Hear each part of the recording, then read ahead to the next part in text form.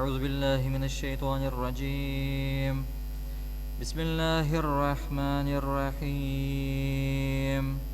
الحمد لله رب العالمين الرحمن الرحيم مالك يوم الدين. إياك نعبد وإياك نستعين. اهدنا الصراط المستقيم صراط الذين أنعمت عليهم غير المغضوب عليهم ولا الضالين.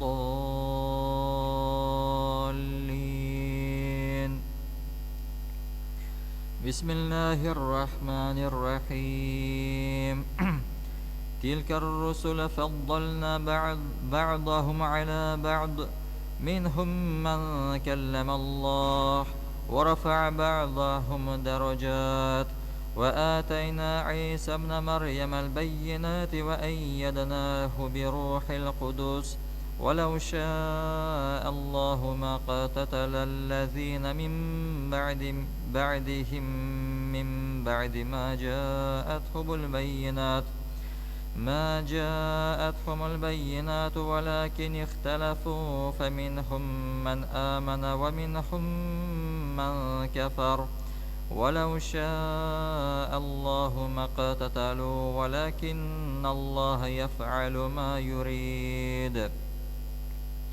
يا أيها الذين آمنوا أنفقوا مما رزقناكم من قبل أن يأتي يوم لا بيع فيه ولا خلة ولا شفاعة والكافرون هم الظالمون. الله لا إله إلا هو الحي القيوم لا تأخذه سنة ولا نوم له ما في السماوات وما في الأرض. من ذا الذي يشفع عنده إلا بإذنه يعلم ما بين أيديهم وما خلفهم ولا يحيطون بشيء من علمه إلا بما شاء وسع كرسيه السماوات والأرض ولا يؤوده حفظهما وهو العلي العظيم. لا إكراه في الدين قد تبين الرشد من الغي فمن يكفر بالطاغوت ويؤمن بالله فقد استمسك بالعروة الوثقى لا انفصام لها والله سميع عليم. الله ولي الذين آمنوا يخرجهم من الظلمات إلى النور والذين كفروا أولياؤهم الطاغوت يخرجونهم من النور إلى الظلمات أولئك أصحاب النار هم فيها خالدون. ألم تر إلى الذين حاج إبراهيم في ربه أن آتاه الله الملك إذ قال إبراهيم ربي الذي يحيي ويميت قال أنا أحيي وأميت قال إبراهيم فإن الله يأتي بالشمس من المشرق فأتي بها من المغرب فبهت الذي كفر والله لا يهدي القوم الظالمين. أو كالذي مر على قرية وهي خاوية على عروشها قال أنى يحيي هذه الله بعد موتها فأماته الله 100 عام ثم بعثه قال كم لبثت قال لبثت يوما أو بعض يوم قال بل لبثت 100 عام فانظر إلى طعامك وشرابك لم يتسنح وانظر إلى حمارك ولنجعلك آية للناس وانظر إلى العظام كيف ننشزها ثم نكسوها لحما فلما تبين له قال أعلم أن الله على كل شيء قدير. وإذ قال إبراهيم رب أرني كيف تحيي الموتى قال أولم تؤمن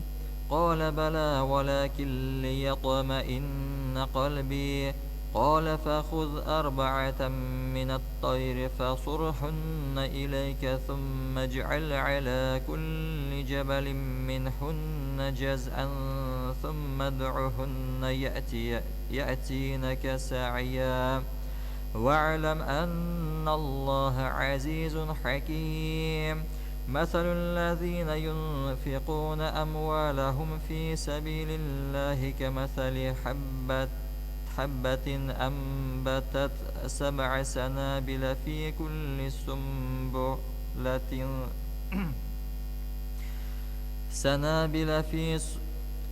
سنابل في كل سنبلة 100 حبة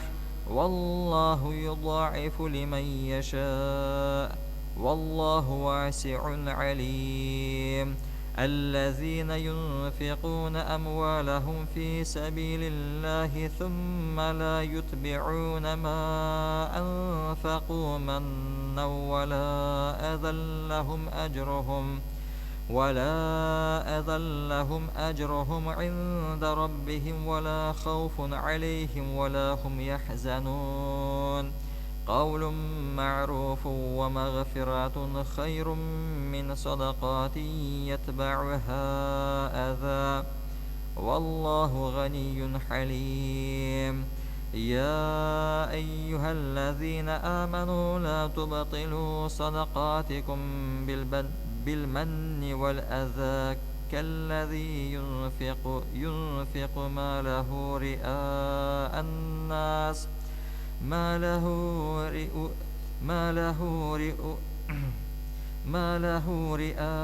الناس ولا يؤمن بالله واليوم الآخر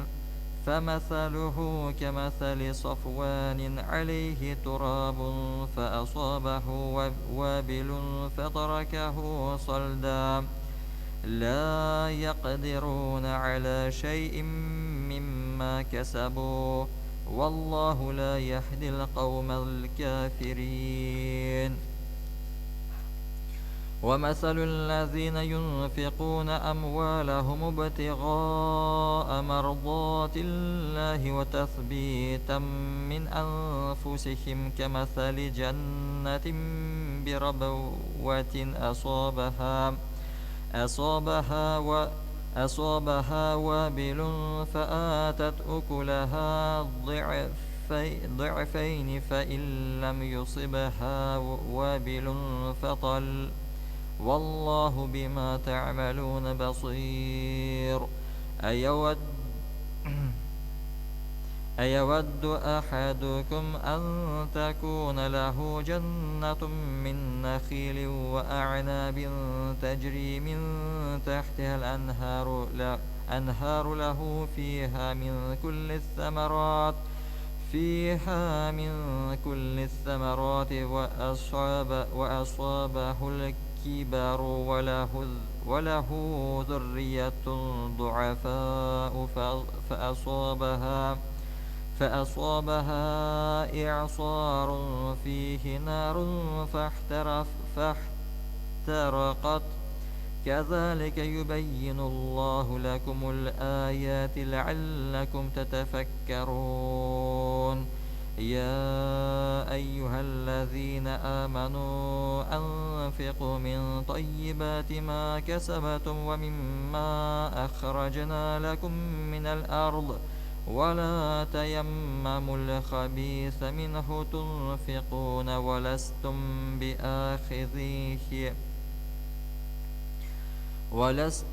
بآخذيه إلا أن تغمضوا فيه واعلموا أن الله غني حميد. الشيطان يعدكم الفقر ويأمركم بالفحشاء والله يعدكم مغفرة منه وفضلا والله واسع عليم يؤتي الحكمة من يشاء ومن يؤت الحكمة فقد أوتي خيرا كثيرا وما يذكر إلا أولو الألباب وما أنفقتم من نفقة أو نذرتم من نذر فإن الله يعلمه وما للظالمين من أنصار إن تبدوا إن تبدوا الصدقات فنعما هي وإن تخفوها وتؤتوها الفقراء فهو خير لكم ويكفر عنكم من سيئاتكم والله بما تعملون خبير ليس عليك هداهم ولكن الله يهدي من يشاء وما تنفقوا من خير فلأنفسكم وما تنفقون إلا ابتغاء وجه الله وما تنفقوا من خير يوفى إليكم وأنتم لا تظلمون للفقراء الذين أحصروا في سبيل الله لا يستطيعون ضربا في الأرض يحسبهم الجاهل أغنياء من التعفف تعرفهم بسيماهم لا يسألون الناس إلحافا وما تنفقوا من خير فإن الله به عليم الذين ينفقون أموالهم بالليل والنهار سرا وعلانية فلهم أجرهم عند ربهم ولا خوف عليهم ولا هم يحزنون الذين يأكلون الربا لا يقومون إلا كما يقوم الذي يتخبطه الشيطان من المس ذلك بأنهم قالوا إنما البيع مثل الربا وأحل الله البيع وحرم الربا فمن جاءه موعظة من ربه فانتهى فله ما سلف وأمره إلى الله ومن عاد فأولئك أصحاب النار هم فيها خالدون يمحق الله الربا ويربي الصدقات والله لا يحب كل كفار أثيم إن الذين آمنوا وعملوا الصالحات وأقاموا الصلاة وآتوا الزكاة لهم أجرهم عند ربهم ولا خوف عليهم ولا هم يحزنون يا أيها الذين آمنوا اتقوا الله وذروا ما بقي من الربا إن كنتم مؤمنين فإن لم تفعلوا فأذنوا بحرب من الله ورسوله وإن تبتم فلكم رؤوس أموالكم لا تظلمون ولا تظلمون وإن كان ذو عسرة فنظرة إلى ميسرة وأن تصدقوا خير لكم إن كنتم تعلمون واتقوا يوما ترجعون فيه إلى الله ثم توفى كل نفس ما كسبت وهم لا يظلمون يا أيها الذين آمنوا إذا تداينتم بدين إلى أجل مسمى فاكتبوه وليكتب بينكم كاتب بالعدل ولا يأب كاتب أن يكتب كما علمه الله فليكتب وليملل الذي عليه الحق وليتق الله ربه ولا يبخس منه شيئا وإن كان الذي عليه الحق سفيحا أو ضعيفا أو لا يستطيع أن يمل هو فليملل وليه بالعدل واستشهدوا شهيدين من رجالكم فإن لم يكون رجلين فرجل وامرأتان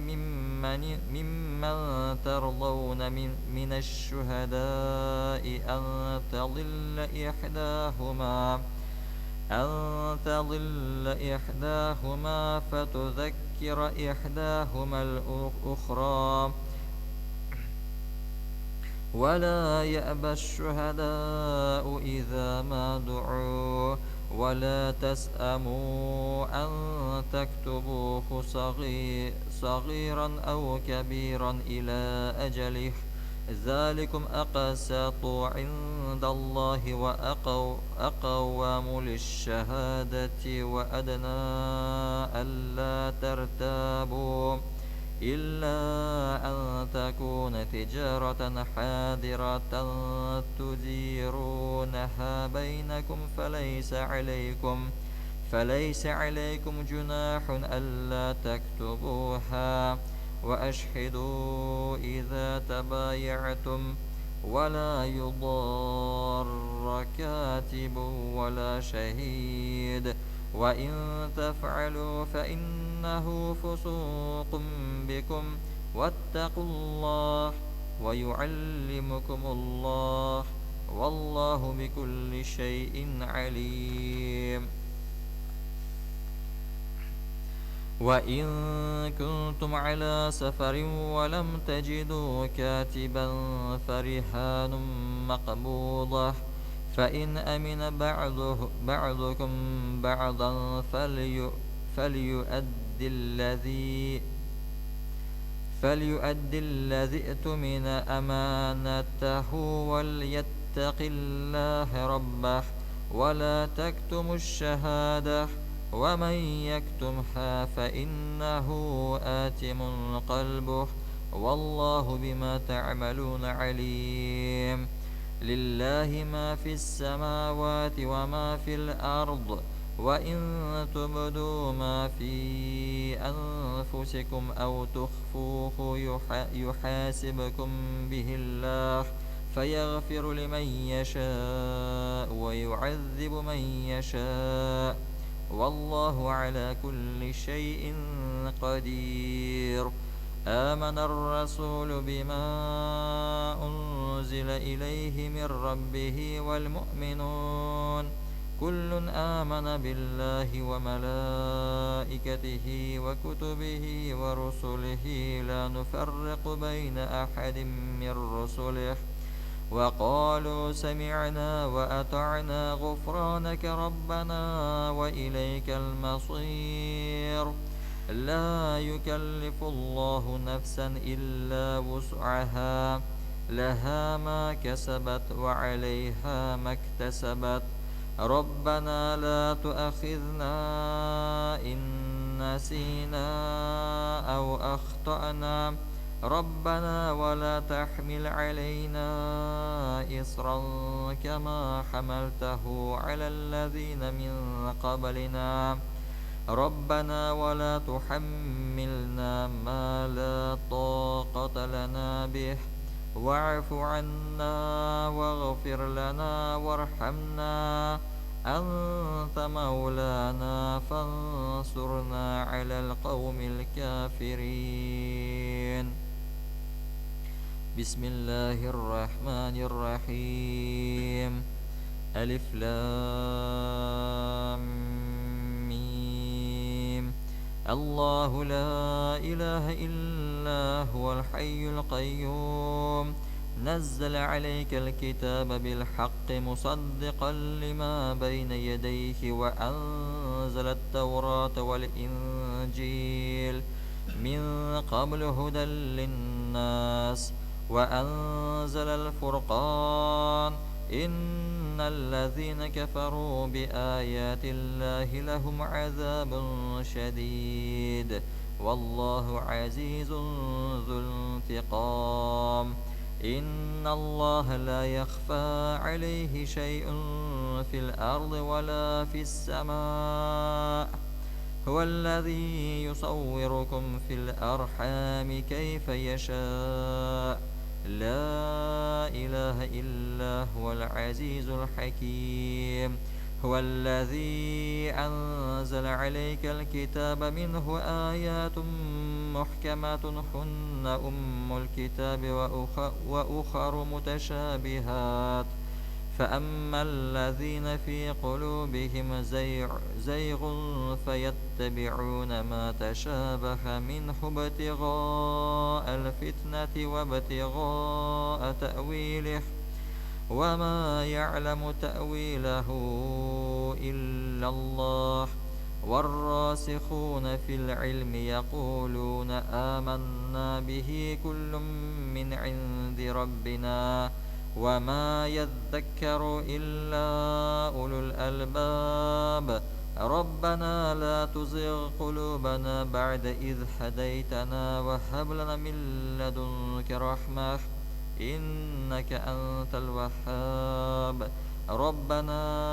إنك جامع الناس ليوم لا ريب فيه إن الله لا يخلف الميعاد.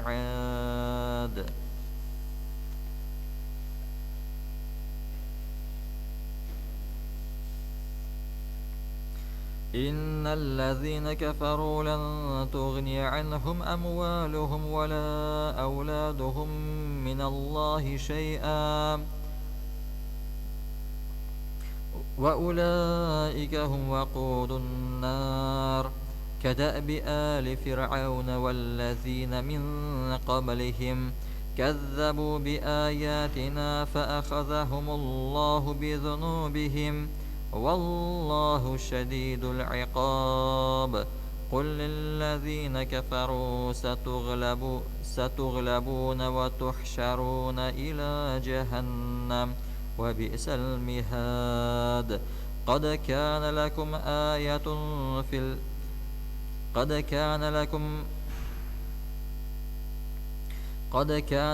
آية في فئتين التقتا فئة تقاتل في سبيل الله وأخرى كافرة يرونهم مثليهم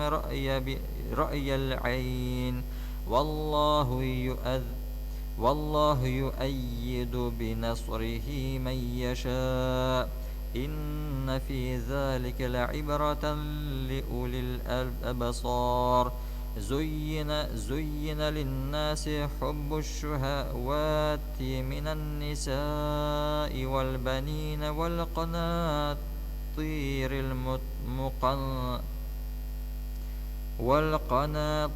المقنطرة من الذهب والفضة والخيل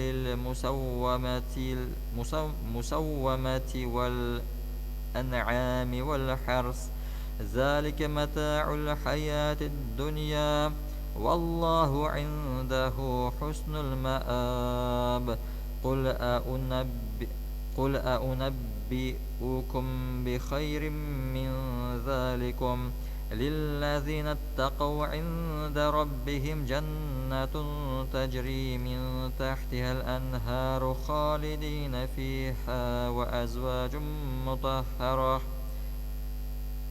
وأزواج مطهرة ورضوان من الله والله بصير بالعباد الذين يقولون ربنا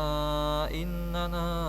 آمنا فاغفر لنا ذنوبنا وقنا عذاب النار الصابرين والصادقين والقانتين والمنفقين والمستغفرين بالأسحار شهد الله أنه لا إله إلا هو والملائكة وأولو العلم قائما بالقسط لا إله إلا هو العزيز الحكيم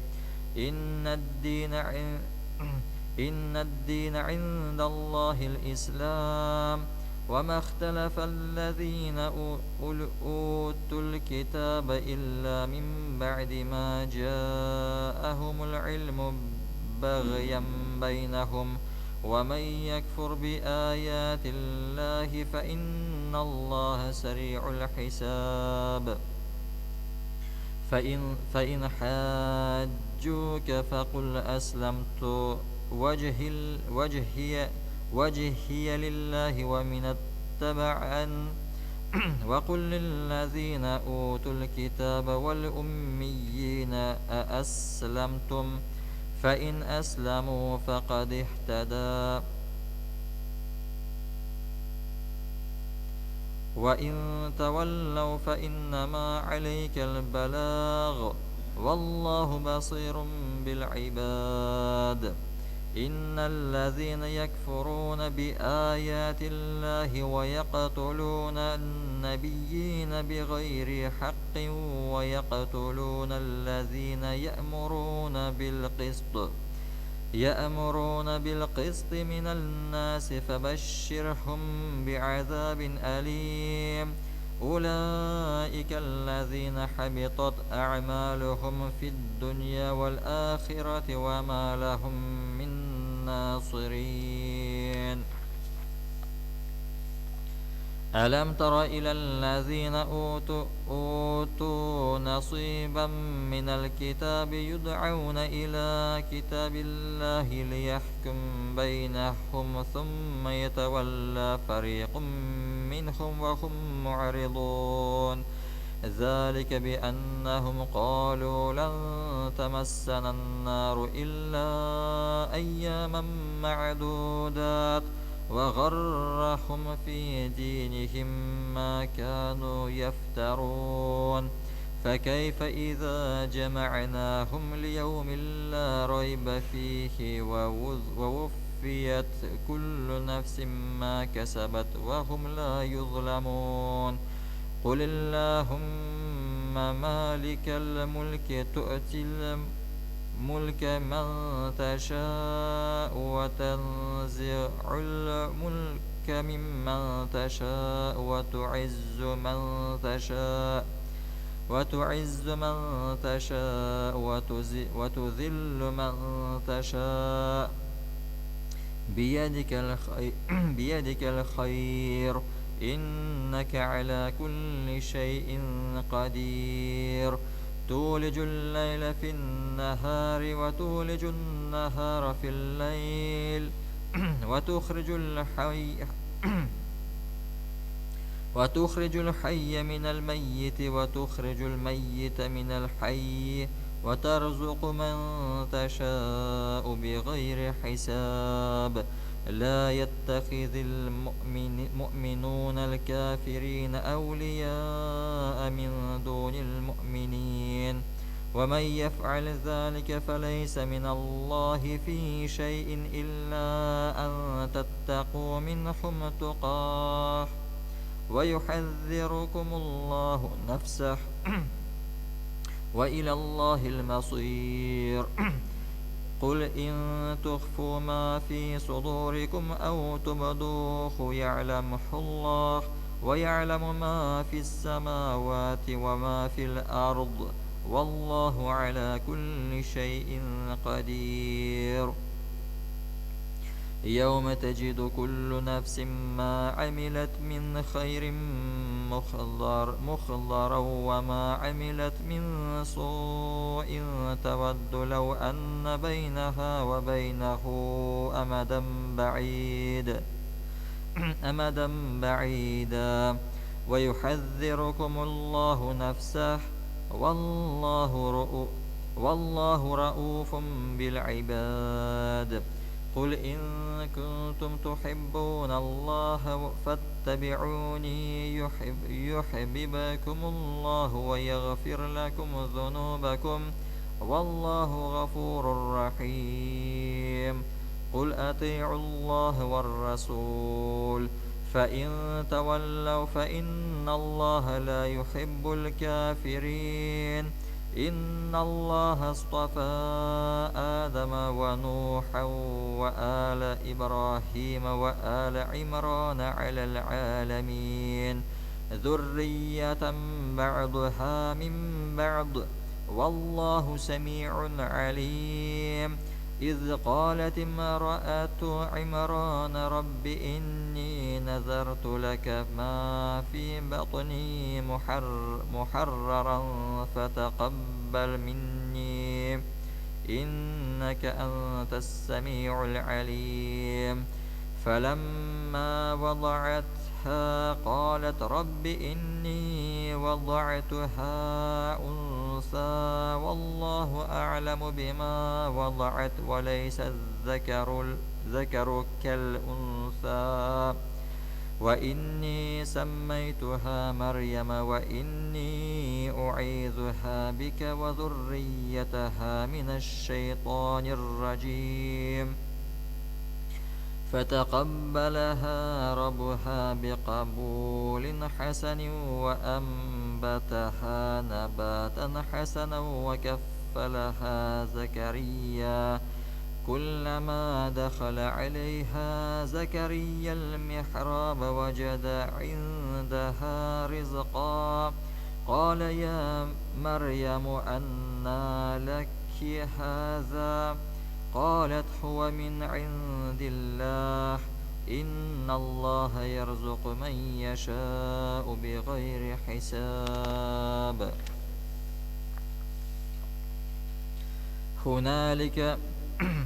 هنالك دعا زكريا ربه قال رب هب لي من لدنك ذرية طيبة إنك سميع الدعاء فنادته الملائكة وهو قائم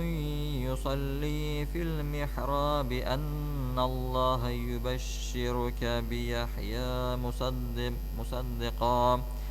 بيحيى مصدقا بكلمات من الله وسيدا وحسورا ونبيا من الصالحين قال رب أنى يكون لي غلام وقد بلغني الكبر وامرأتي عاقر قال كذلك الله يفعل ما يشاء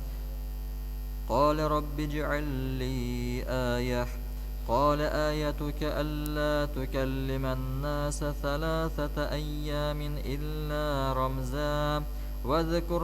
ربك كثيرا وسبح بالعشي والإبكار وإذ قالت الملائكة يا مريم إن الله اصطفاك وطهرك واصطفاك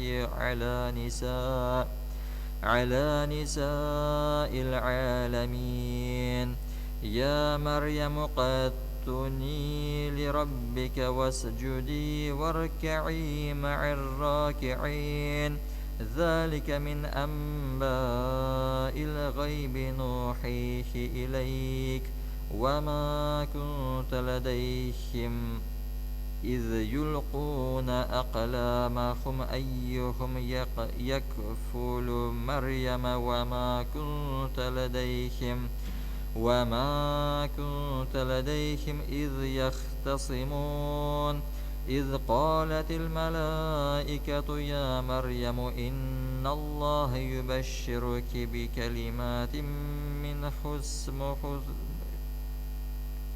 بكلمات منه اسمه المسيح عيسى ابن مريم وجيها في الدنيا والآخرة ومن المقربين ويكلم الناس في المهد وكهلا ومن الصالحين قالت رب أنى يكون لي ولد ولم يمسسني بشر قال كذلك الله يخلق ما يشاء إذا قضى أمرا فإنما يقول له كن فيكون ويعلمهم الكتاب والحكمة والتوراة والإنجيل ورسولا إلى بني إسرائيل أني قد جئتكم بآيات من ربكم أني أخلق لكم من الطين كهيئة الطير فأنفخ فيه فيكون طيرا بإذن الله وأبرئ الأكمح والأبرص وأحيي الموتى بإذن الله وأنبئكم بما تأكلون وما تدخرون في بيوتكم إن في ذلك لآية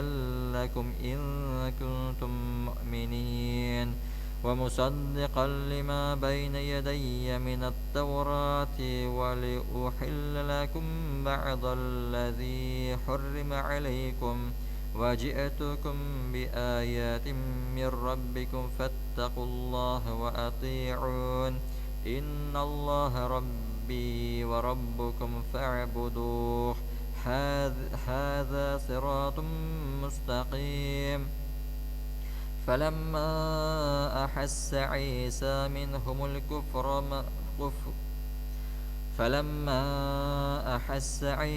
منهم الكفر قال من أنصاري إلى الله قال الحواريون نحن أنصار الله آمنا بالله واشهد بأننا مسلمون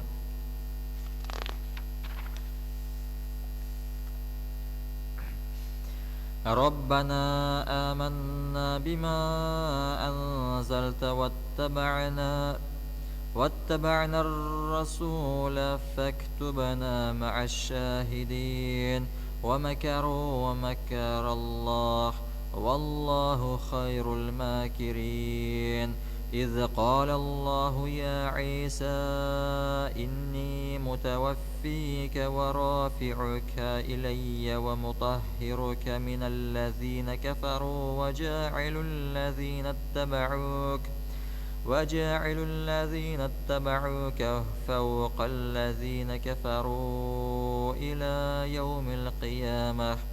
ثم إلي مرجعكم فأحكم بينكم فيما كنتم فيه تختلفون فأما الذين كفروا فأعذبهم عذابا شديدا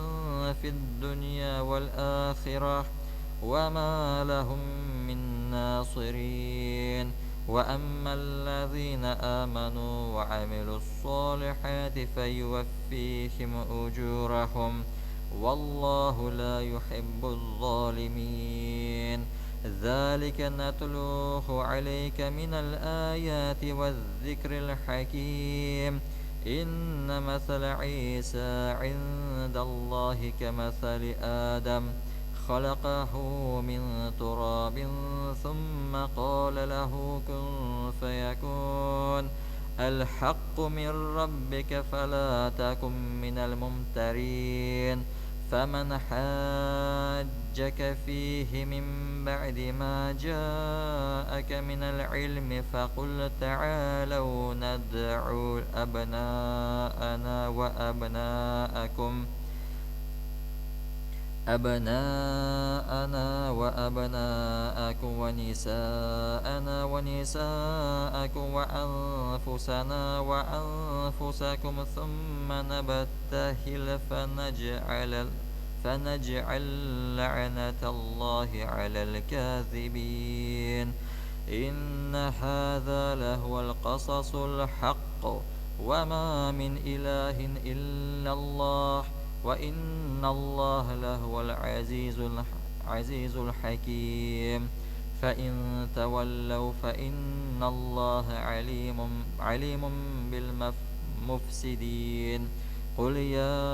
أهل الكتاب تعالوا إلى كلمة سواء بيننا وبينكم ألا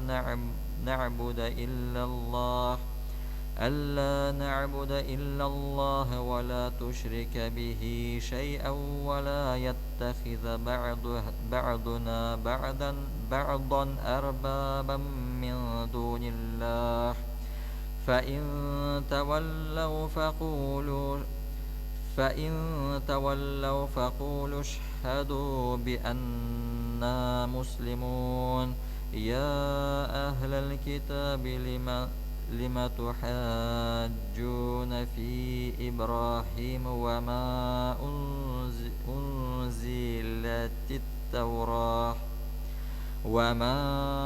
أنزلت التوراة والإنجيل إلا من بعده أفلا تعقلون ها أنتم هؤلاء حاججتم فيما لكم به علم فلم تحاجون فيما ليس لكم به علم والله يعلم وأنتم لا تعلمون ما كان إبراهيم يهوديا ولا نصرانيا ولكن كان حنيفا مسلما وما كان من المشركين إن أولى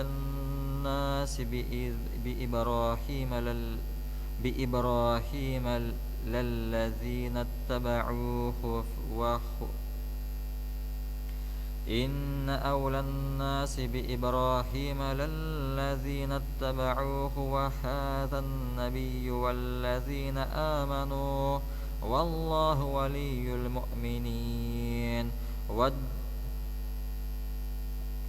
ودت طائفة من أهل الكتاب لو يضلونكم وما يضلون إلا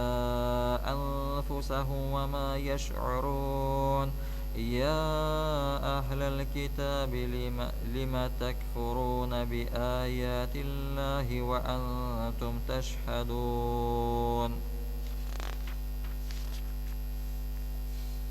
يا أهل الكتاب لم تلبسون الحق بالباطل وتكتمون الحق وأنتم تعلمون وقالت طائفة من أهل الكتاب آمنوا بالذي أنزل على الذين آمنوا وجه النهار واكفروا آخره لعلهم يرجعون ولا تؤمنوا إلا لمن تبع دينكم قل إن الهدى هدى الله أن يؤتي أحد مثل ما أوتيتم أو يحاجوكم عند ربكم قل إن الفضل بيد الله يؤتيه من يشاء والله واسع عليم يختص برحمته من يشاء والله ذو الفضل العظيم ومن أهل الكتاب من إن تأمنه بقنطار يؤديه إليك ومنهم من إن تأمنه بدينار لا يؤديه إليك إلا ما دمت عليه قائما ذلك بأنهم قالوا ليس علينا في الأميين سبيل ويقولون على الله الكذب وهم يعلمون بلى من أوفى بعهده واتقى فإن الله يحب المتقين إن الذين يشترون بعهد الله وأيمانهم ثمنا قليلا أولئك لا خلاق لهم في الآخرة ولا يكلمهم الله ولا ينظر إليهم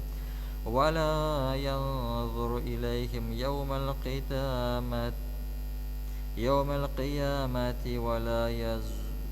يزكيهم ولهم عذاب أليم وإن منهم لفريقا يلوون ألسنتهم بالكتاب لتحسبوه من الكتاب وما هو من الكتاب ويقولون هو من عند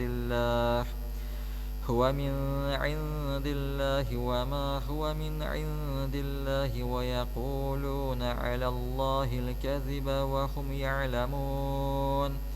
ما كان لبشر أن يؤتيه الله الكتاب والحكم والنبوة ثم يقول للناس كونوا عبادا لي من دون الله ولكن كونوا ربانيين بما كنتم تعلمون الكتاب وبما كنتم تدرسون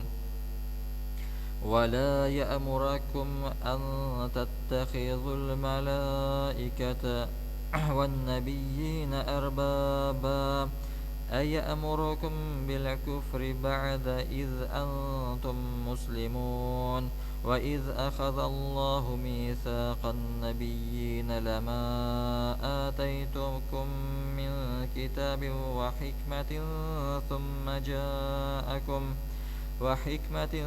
ثم جاءكم رسول مصدق لما معكم لتؤمنن به ولتنصرنه قال أأقررتم وأخذتم على ذلكم إصري قالوا أقررنا قال فاشهدوا وأنا معكم من الشاهدين فمن تولى بعد ذلك فأولئك هم الفاسقون أفغير دين الله يبغون وله أسلم من في السماوات والأرض طوعا وكرها وإليه يرجعون قل آمنا بالله وما أنزل علينا وما أنزل على إبراهيم وإسماعيل وإسحاق ويعقوب والأسباط وما أوتي موسى وعيسى والنبيون من ربهم لا تفرق بين أحد منهم ونحن له مسلمون ومن يبتغي غير الإسلام دينا فلن يقبل منه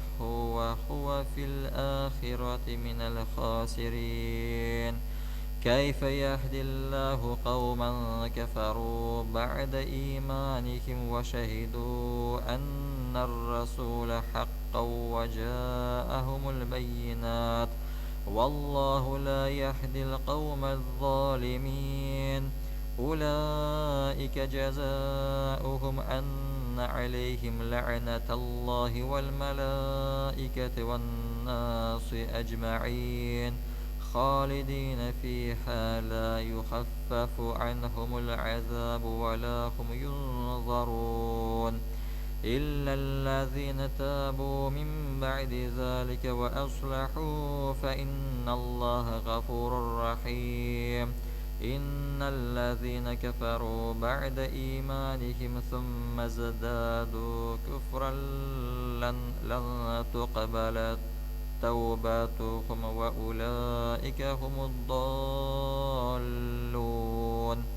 إن الذين كفروا وماتوا وهم كفار فلن يقبل من أحدهم من وي كفار فلن يقبل من أحدهم ملء الأرض ذهبا ولو افتدى به. أولئك لهم عذاب أليم وما لهم من ناصرين. صدق الله العظيم. سبحان ربك رب العزة عما يصفون وسلام على المرسلين والحمد لله رب العالمين.